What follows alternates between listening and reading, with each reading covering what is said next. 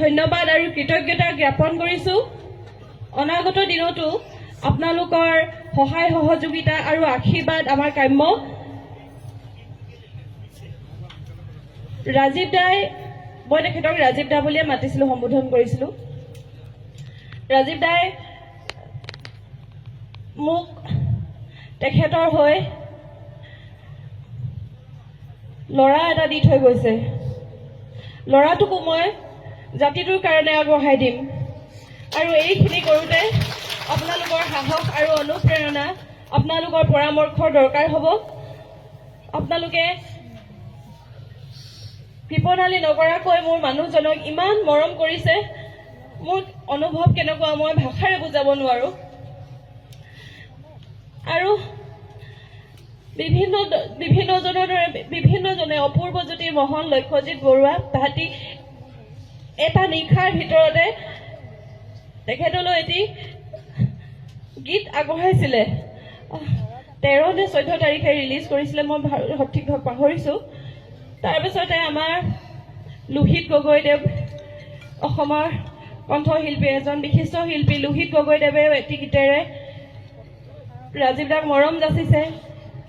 বিশ্বজিৎ খাটোৱাল, সঞ্জীৱ বৰাদেৱৰ কথাৰে বিপিন চাওডাংদেৱেও এটি গীতেৰে ৰাজীৱ দাক মৰম যাচিছে। তেখেতসকললৈ মই ধন্যবাদ জ্ঞাপন কৰিছোঁ। আৰু আজি ইয়াত উপস্থিত থকা জনগণলৈ মই এই মঞ্চৰ পৰাই সেৱা জনাইছোঁ।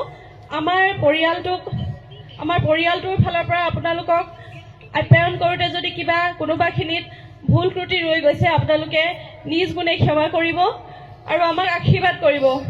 আমাৰ এই বিপদৰ সময়ত আপোনালোকৰ উপস্থিতিয়ে আমাক যে কিমান সাহসী কৰি তুলিছে আমি ভাষাৰে বুজাব নোৱাৰোঁ। মই বাৰে বাৰে কৈছোঁ এইষাৰ কথা। আৰু আমাৰ পৰিয়ালটোক আপোনালোকে আশীৰ্বাদ কৰিব, ল'ৰাটোকো আশীৰ্বাদ কৰিব। ময়ো যাতে সাহসেৰে মূৰ তুলি থিয় হৈ থাকিব পাৰোঁ, তাৰ বাবে আশীৰ্বাদ কৰিব।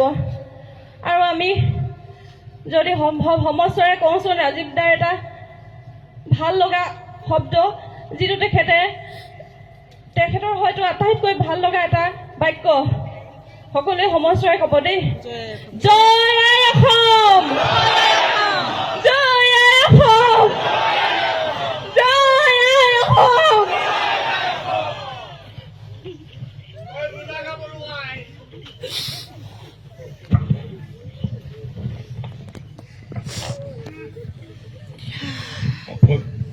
এক মিনিটৰ কাৰণে ৰাখিব কৈছোঁ পৰিৱেশ আমাৰ বায়ু কৰি ফালৰ। ধন্যবাদ আৰু কৃতজ্ঞতা জ্ঞাপন কৰিছোঁ। অনাগত দিনতো আপোনালোকৰ সহায় সহযোগিতা আৰু আশীৰ্বাদ আমাৰ কাম্য। ৰাজীৱ দাই, মই তেখেতক ৰাজীৱ দা বুলিয়ে মাতিছিলোঁ, সম্বোধন কৰিছিলোঁ। ৰাজীৱ দাই মোক তেখেতৰ হৈ ল'ৰা এটা দি থৈ গৈছে।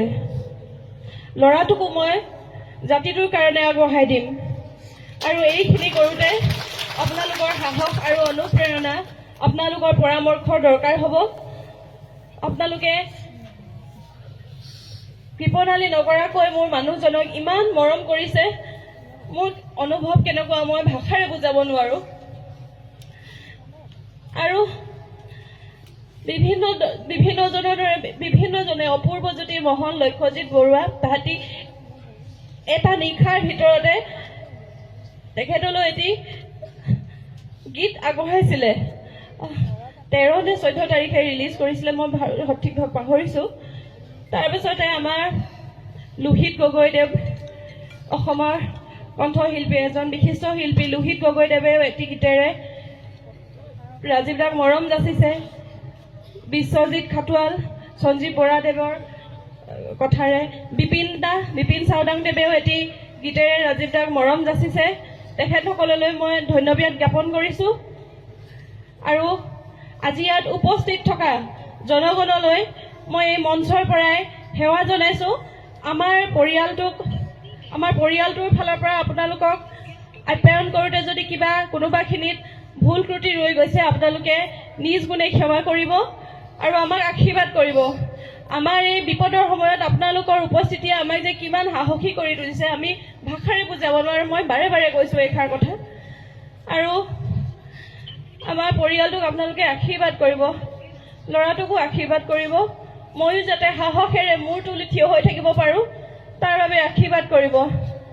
আৰু আমি যদি সম্ভৱ সমস্যাৰে কওঁচোন ৰাজীৱ দাৰ এটা ভাল লগা শব্দ, যিটো তেখেতৰ হয়তো আটাইতকৈ ভাল লগা এটা বাক্য, সকলোৱে সমস্যাৰে ক'ব দেই, জয় আই অসম, জয় আই অসম, জয় আই অসম।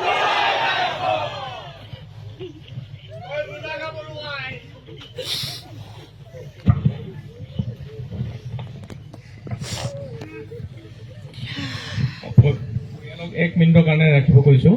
পৰিৱেশ আমাৰ বায়ুকুৰি ফালৰ পৰা